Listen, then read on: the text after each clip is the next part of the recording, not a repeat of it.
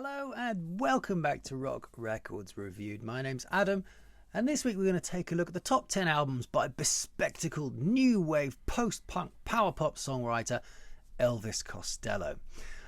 Although famously brought up in Liverpool, Elvis was born in 1954 in St Mary's Hospital in Paddington in London, the very same hospital that yours truly was born in. Elvis played on the pub circuit in London through the 1970s before securing a deal with Stiff Records and releasing his debut in 1977 at the height of punk popularity in the UK. He went on to release a run of albums in the late 70s and early 80s that is creatively as prolific as anything perhaps that sort of Bowie or Stevie Wonder produced. His voice is an acquired taste, but generally there have been few artists who have been consistently critically acclaimed as Elvis Costello, especially in his early years. He really was the UK media's darling for a while, and thanks to some heavy touring in the USA with other Stiff Record acts, he had plenty of success stateside, where both his image and his music appealed to the alternative college radio music lovers. These days he falls under the radar a little bit, and one reason for this is I think his songs aren't covered in the same way that songs by, say, Dylan and Neil Young or even Van Morrison are, and as such I think perhaps his music doesn't feel as popular these days as that of other singer-songwriters. He has collaborated with a whole range of artists on albums, from Burt Bacharach through to sort of Paul McCartney, but I like Elvis best when he's fronting his legendary backing band, The Attractions, but there'll be more on them later. I have a degree of separation from Elvis in that I loved one of these albums so much that I sought out the producer and used him for my own band's album at the time. But look, we'll get to that. So is his back catalogue more Elvis Presley or Lou Costello? Well, let's crack into it and find out. So at number 10 from 1989, I'm going to put his 12th album, Spike. This was Elvis's first album without the Attractions for 12 years, but he found a new collaborator in Paul McCartney, and he had worked with Paul McCartney on Paul's Flowers in the Dirt album, and a couple of the leftover songs made it onto this record, and there was quite a high profile about that in the media at the time. Not least Veronica, which is a sort of light but catchy track that actually reached number 1 on the US rock chart. The album itself peaked at number 5 in the UK, and the Village Voice named it the 7th best album of the year. But, you know, folks, although I think this has some fine moments on it, it's one of those albums which is just too darn long, clocking in at well over an hour. That may be because this was his first album for his new label, Warner Brothers, and he said himself that he had an enormous budget with which to make it, and it's actually about 5 different records in one. What he ended up doing was recording 4 different places with 4 different bands, and you know, funnily enough, although it sonically kind of hangs together fairly well, it does tend to jump around stylistically a little bit. There are highlights in God's Comic, Tramp the Dirt Down, and the aforementioned Veronica, but it's a lot to take in, and some of it is a little bit too 80s sounding for me, and as such it doesn't all work for me. But as usual, there are enough sharp lyrics and snappy lines to keep Elvis Costello fans happy. At number 9, I'm going to put his 7th album from 1982, Imperial Bedroom. Now, previous to this album, Elvis had made Almost Blue, which was an album of country covers, but importantly, this was his first album. That was his first album without Nick Lowe producing. And on his next album, Imperial Bedroom, he again eschewed Nick Lowe and went for Beatles engineer Jeff Emerick, claiming that he knew his ideas for this album would irritate Nick Lowe and he wouldn't be into it. Although he's again backed by the Attractions, there's a real lack of sonic punch on this record, I think. And I miss the Attractions and I miss that punch. And that might be because he wrote a lot of this album on piano. And he's always maintained he had no initial vision for the record. He just recorded the best songs that he happened to have lying around at the time. It's surprising then that it doesn't really have any Elvis Costello hits on it, or songs that have come to be known as Elvis standards. That's not to say it's a subpar record. It really, really isn't. The Long Honeymoon, Man Out of Time, Almost Blue, many others on here. You know, they're pretty good songs, but for my money, the attractions sound muted and inhibited on this record. Critics loved it, like they did so much stuff that Elvis was doing at this time. NME made it their top album of the year. Rolling Stone said it was his masterpiece. And Robert Christgau in The Village Voice said that this was as great as songwriting ever gets. And that is fulsome praise. But, you know, perhaps I'm missing something with this record. But Elvis fans, tell me what I'm missing. Tell me what you think. At number 8, I'm going to put his 8th album from 1983, Punch the Clock. Punch the Clock is right, because whereas Imperial Bedroom lacked a sonic punch, Punch the Clock has that snappiness back thanks to the production of Alan Winstanley and Clive Langer. But also the addition of the TKP horns adds some really sort of nicely judged muscle to this record. And they sit behind the attractions and just add that layer of brass, which is really appealing, I think. It's another Elvis album that just sort of flies by, full of cracking songs with the occasional classic peppering. The track listing: we've got Every Day I Write the Book, Pills and Soap, and the legendary Shipbuilding, featuring no less than Chet Baker on trumpet.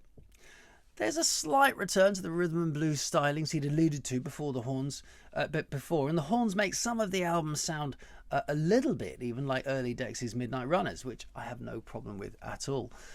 For some reason, this isn't one of his best known or most celebrated albums, and compared to many of his previous efforts, the reaction was a little bit underwhelming, but the reviews were good.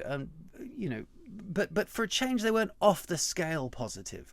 And this album possibly marks, I think, the end of Elvis Costello's golden run, where pretty much everything he released was raved about. At number 7, I'm going to put his 4th album from 1981, Trust. No, this is his 5th album. I've got that wrong. Trust was his 5th album. But this was his 4th album in a row with The Attractions, and yet again produced by Nick Lowe. Elvis and Nick Lowe had a really, really successful run of collaboration together for a long time. And that really, the Nick Lowe albums, I think most people regard as Elvis's golden period. But Trust, here the title is kind of ironic, because at the time Elvis was in a state of some paranoia.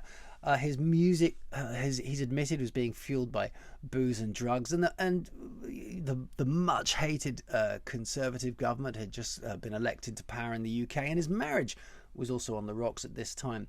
So other alternative album titles for this were Cats and Dogs, and more songs about effing and fighting. Elvis, by his own admission, was pinching a lot of musical styles for this album from a lot of his contemporaries, like the Police, Squeeze, and the Pretenders. But because of his voice, it all sounds unmistakably Elvis. But the result was commercially a bit of a letdown. It was his first album to have no top 40 UK singles on it. The best known track on here is Clubland, and the critics did love it, and it seemed that Elvis could do no wrong. NME named it the 7th best album of the year, and a lot of people, and a lot of Elvis Costello fans, regard this as his hidden masterpiece. Rolling Stone called it the summit of Elvis Costello's talents. And certainly the playing by The Attractions is absolutely top notch, and the whole thing just bristles with a snappy clarity that I really, really love. And the lyrics, as usual, they're smart and they're funny. I place it low on this list because I like a few more tunes myself, but there are Elvis diehards who will swear that this is his best work. At number 6, I'm going to put his 4th album from 1980, Get Happy. This album was a real change in style for Elvis. He wanted a retro feel in the music and also in the packaging. So he drew from ska, he drew from soul, he drew from rhythm and blues, and used old soul graphics on the sleeve to drive the concept home. Now, there's some debate why Elvis took this musical detour into this kind of music there's a fairly unsavoury story that he'd made some unpleasant remarks about James Brown and Ray Charles to Stephen Stills in an argument one night in a club. And Elvis has admitted this, but he says he was being deliberately belligerent because he wanted to bring an annoying discussion to a close. And some feel that his foray into rhythm and blues and soul was an attempt to atone for what he'd said, as Bonnie Bramlett was also there and she'd gone to the press with the story. Elvis himself denies that this is why he went all rhythm and blues. But either way, the results are impressive. You know, if not for cramming 10 songs on either side of a single vinyl album. That's right, there are 20 songs on this single album, of which many are under 2 minutes long. It's since been reissued as a double album and a double CD to avoid groove cramming and sound loss. But as for the songs, I mean, my favourites here are sort of New Amsterdam, High Fidelity, Opportunity, and there's a great cover of I Can't Stand Up for Falling Down. Critics, though, were measured in their praise at the time, but I think they've since come round. NME called it the second best album of the year. It was 11 on Rolling Stone's best albums of the 80s. Mojo and Uncut magazine have given it 5 stars. And look, it's undoubtedly an impressive album. And again, the attractions are just superb. And Nick Lowe's production is always just to die for. And Elvis at this time was nothing if not fantastically prolific. And when he needed to be, he could clearly write a killer tune as well. Got to number 11 in the US and number 2 in the UK. So any unsavouriness had been forgotten and we all moved on. At number 5, I'm going to put his 14th album from 1994, Brutal Youth. Reunited again with the Attractions after 9 years, with Nick Lowe playing bass on a few of the tracks, there was a certain return to the spirit of that band, and Mitchell Froome's raw production just kind of reinforces that vibe. I think this is a cracking album. It's just full of pithy songs, pithy riffs, hooks and lyrics that stick to the ears. Just listen to songs like Kinda Murder and Clown Strike and Sulky Girl. Despite the rawness, this is one of his more melodic albums, and I love that juxtaposition of the rawness and the melody. You can really hear the Beatles' influence on a lot of the tracks. Just listen to This Is Hell or 20% Amnesia, Still Too Soon to Know. It's great track after track. He sings with total conviction and the band sounds like it's having a blast. It does have one crucial flaw, though, that regular viewers will know I hate, and it's just too bloody long. It's another case of CD-itis. It's 15 tracks long, 57 minutes long, and a complete U-turn from the short albums and songs he'd made his name with in his younger days. No, I do really, really like this album, and you may say I'm being a little bit of a bar humbug for complaining that he's given us too much music, but what I would say is that if he had edited this down to its 10 best songs, this album would be possibly in my top 2 or 3. There you go. Yeah, I bet he regrets it now, having heard me say that. But it still got to number 2 on the UK chart, and it was the last time an album of his would get so high. And it is another of his 6 albums that made the 1001 albums you must hear before you die. So let's move on to the top 4 albums. And at number 4, I'm going to put his 3rd album from 1979, Armed Forces. After the frantic punk sensibility of the first 2 albums, this was a more measured affair, as demonstrated in the more sort of sophisticated song crafting of opener like Accidents Will Happen. But you can also hear it on tracks like Green Shirt and Party Girl. The album contains Elvis's best known song, the superb Oliver's Army, an archetypal Costello lyric that talks about the troubles in Northern Ireland, while also borrowing a sort of piano refrain from ABBA, no less. Though he himself has asked for this song to be removed from radio playlists across the world because of its use of a certain controversial word. Production, again, by Nick Lowe. It's slicker still than the first few albums, but still light years away from sort of anything that you'd call overproduced. That said, Elvis is definitely being a bit more kind of experimental and daring with the arrangements on this record, and you can hear that on Green Shirt and Sunday's Best, both of which are some distance away from the sort of the post-punk power pop that he'd made his name with. I think this is a really, really good record, really consistent, and the best songs on here I think are absolutely outstanding. Funnily enough, in North America, the very English Sunday Best was replaced with a storming cover of Nick Lowe's What's So Funny About Peace, Love and Understanding, which in my humble opinion is one of the great cover versions of the rock era. Critics absolutely loved this album and fans loved it, and there's no doubt that at this point Elvis Costello really had his mojo working.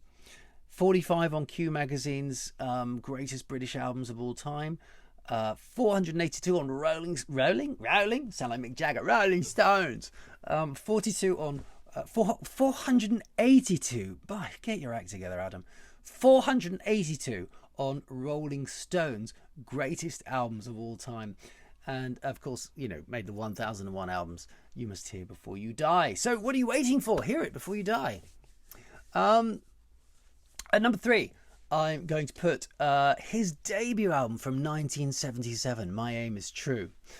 Elvis was still working as a desk clerk at this time when he signed to Stiff Records. He was signed by the legendary Jake Riviera and Dave Robinson, who had set up Stiff Records having borrowed £500 from Lee Brillo, the lead singer of Dr. Feelgood, the legendary Lee Brillo. So armed with loads and loads of songs and a California-based backing band called Clover, Elvis recorded My Aim Is True in a studio in Islington. The album was produced, of course, by Nick Lowe. And this is a really kind of scrappy debut, most famous for the lovely song Allison. But that's not really representative of the sound and the vibe here. The longest song is 3 minutes 31, and quite a few of the songs barely make 2 minutes. And I love that. I can hear a lot of influences on Elvis's music here. I can hear a lot of Springsteen. I can hear a lot of Dr. Feelgood. I can hear Eddie Cochran. I can hear a lot of Paul McCartney. But, you know, with Elvis's voice and his punchy way with the lyric, it has that punky attitude. And with great songs like Mystery Dance clocking in at 1:38, this is a musical, short, sharp jab to the solar plexus. Allison, of course, was the big single, but for the US release, Watching the Detectives was also added. And it's that version of the album that you tend to find now. It was a big critical success and regarded, I think, generally now as one of the most confident and impressive debut albums in history. The album's in all the albums you must hear lists, but it's also in the Grammy Hall of Fame. And there's absolutely no doubt that after this album's released, Elvis had arrived in the building. So that takes us to our top 2 Elvis Costello albums. At number 2, I'm going to put from 1978, his second album, This Year's Model. This was his first album with the Attractions. The Attractions was Steve Naive on keyboards, Bruce Thomas on bass, and Pete Thomas on drums. And what a marriage made in heaven Elvis and the Attractions was. The result of the Attractions coming on board is that the playing is tighter, it's slicker, but it still has enough rough edges to have that raw pub rock vibe. Again, of course, produced by Nick Lowe. The songs here are a little bit longer, by about 30 seconds. I Don't Want to Go to Chelsea, Pump It Up, This Year's Girl, Lipstick Vogue, all Costello standards, if not classics. And as sophomore albums go, this one really delivered in spades. It is the Attractions that are the crucial new element, though, and this was the start of this long and exciting union between the singer and the band, especially bringing Steve Naive on board, whose sort of creepy fairground sounds echoed Ray Manzarek's work with the Doors, but added a sort of punk sensibility, I think, which gave Elvis's music even more personality than it already had. Incidentally, the Springsteen-inspired Radio was again added to the US re-release, and it's that version that you now find on most reissues. Best Album of the Year in Village Voice, 152 on Colin Larkin's top 1,000 albums, and just many, many more accolades besides, including Rolling Stone naming it the 11th best album of the 1967 to 1987 period. And those are big compliments. Elvis Costello had crash landed on the music scene with a mighty splash and was doing business commercially and critically on both sides of the Atlantic. But that all brings us to my number one Elvis Costello album, and it might be a little bit of a surprise to some of you, but it's his 11th album from 1988, Blood and Chocolate. Sometimes an album just immediately grabs you by the scruff of the neck and doesn't ever let it go, and this is one such album for me. This album's passionate, it's dark, it's angry, but it's clever, it's lyrical, it's funny. I think Blood and Chocolate's one of those albums that has it all. Let's look at the key ingredients first, though. He's back with the Attractions and back with Nick Lowe producing, and this is the holy triumvirate that Costello fans love and has produced all of his best work, I think.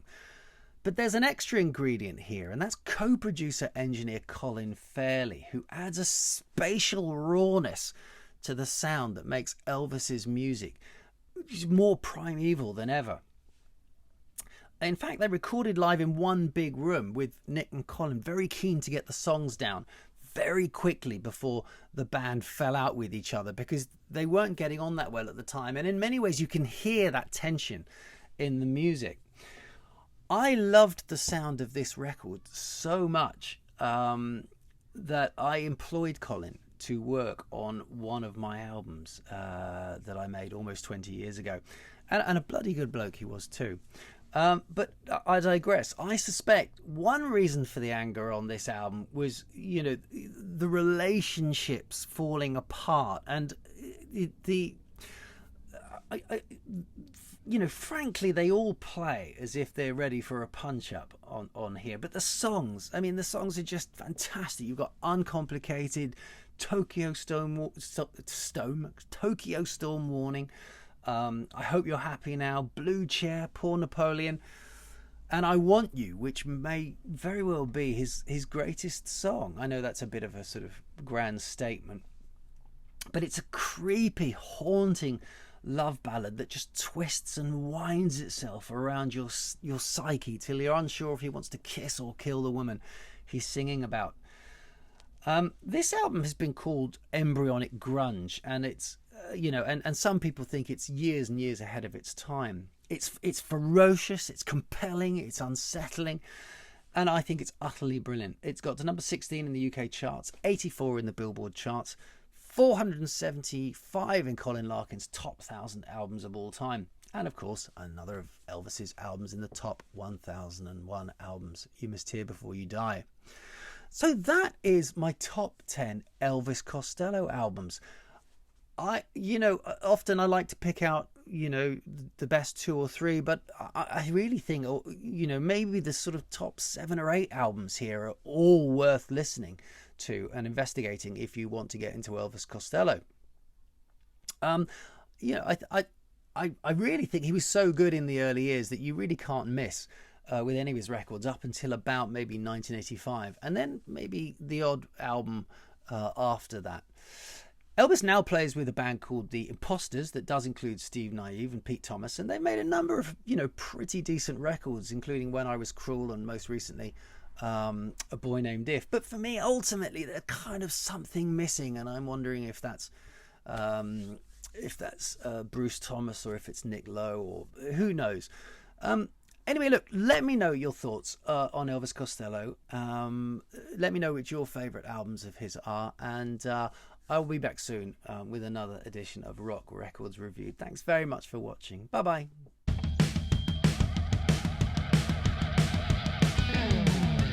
Rock Records Reviewed.